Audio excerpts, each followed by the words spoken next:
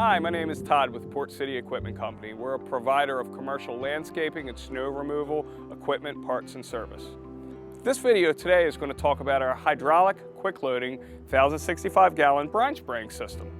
This system is unique in that it features a heavy-duty, self-loading steel leg frame. What that means is the front legs actually rotate up as the truck backs to the unit, allowing for very easy loading and unloading. This is important to you because we don't have to dedicate a truck solely for the purpose of brine application. Once you remove the unit from the truck, you can use your truck for other purposes. In addition to that, this system comes with a 1,065-gallon tank, fits on single axle trucks.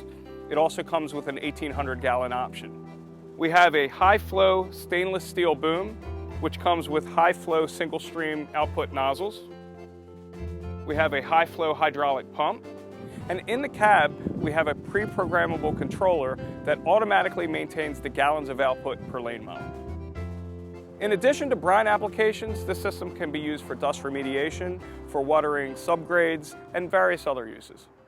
Next, we're going to walk through how to safely load the hydraulic quick loading 1065 brine spraying system.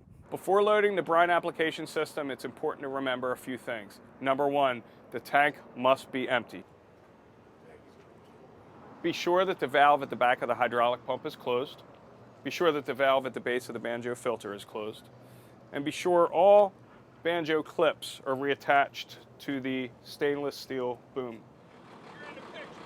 First step is the truck bed will be raised at 30 degrees.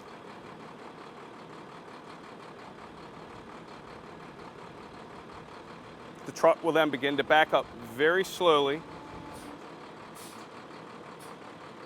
The spotter's job is to ensure that the angle arms on both sides of the tank fit squarely within the truck.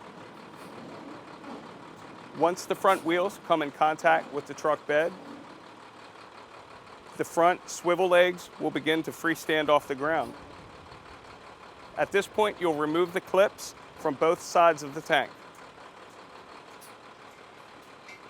Once the pins are pulled, the driver will lower the bed to approximately 10 degrees. The truck is then free to continue to move back very slowly as the swivel legs begin to raise up and ride up into the truck.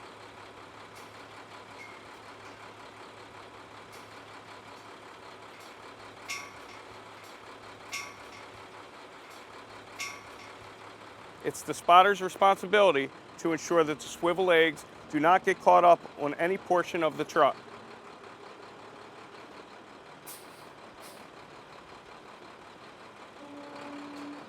Once the system is safely loaded onto the truck, there's 3 easy steps. The first is to reconnect the hydraulic lines to the truck.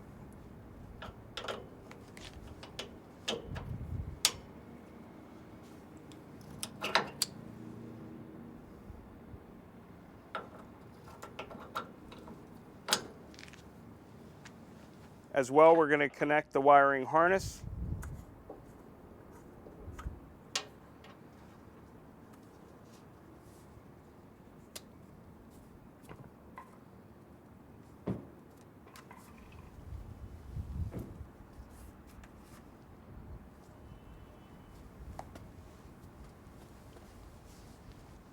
And we're going to connect the safety straps that hold the tank in the vehicle.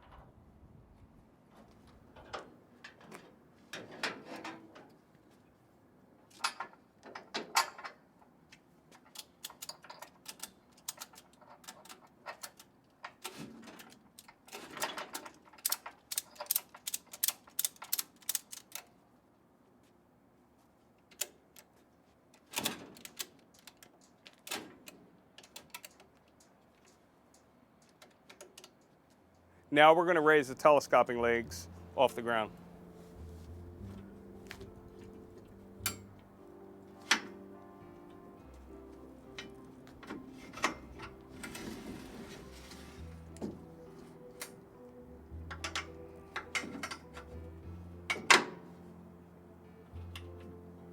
Always remember, when lowering and raising the legs, hold them by the handles provided to prevent injury.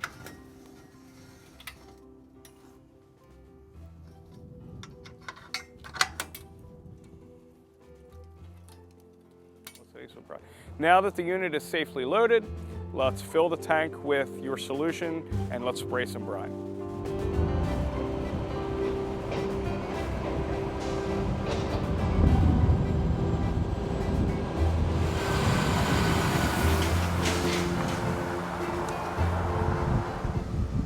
Next, we're going to show you how to remove the unit from the vehicle so that you can use your vehicle for other purposes.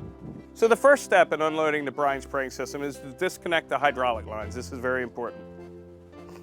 And when you disconnect the hydraulic lines, you're going to disconnect them from the truck and you're going to connect them to the quick connects assembled on the frame.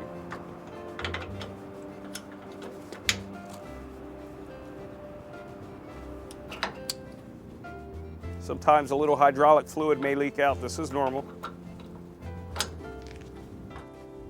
The next step is to disconnect the wiring harness from the truck.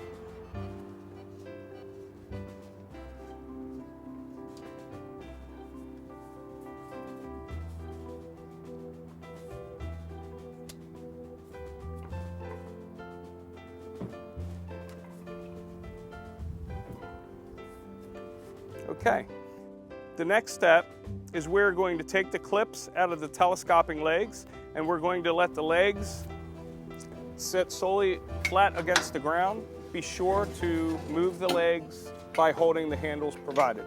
Then reinsert the clips once the legs are firmly against the ground. Each surface may be different, so the legs might not always fit flush against the ground. Get them as close as you can. And it is critically important that the tank cannot be unloaded from the system unless it's completely empty. The last step is to remove the straps that are holding the tank in place.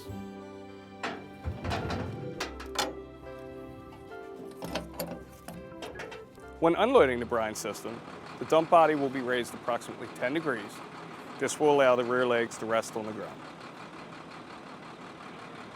The driver will slowly move forward until the front swivel legs will slowly pivot to the ground to where they're freestanding. At this point, the spotter will motion to the driver to stop. The spotter will place the clips in the front pivot legs.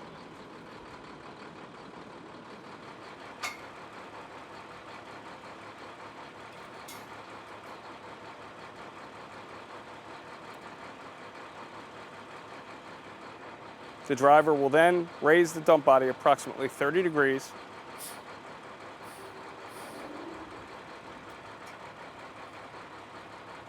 and continue moving forward slowly.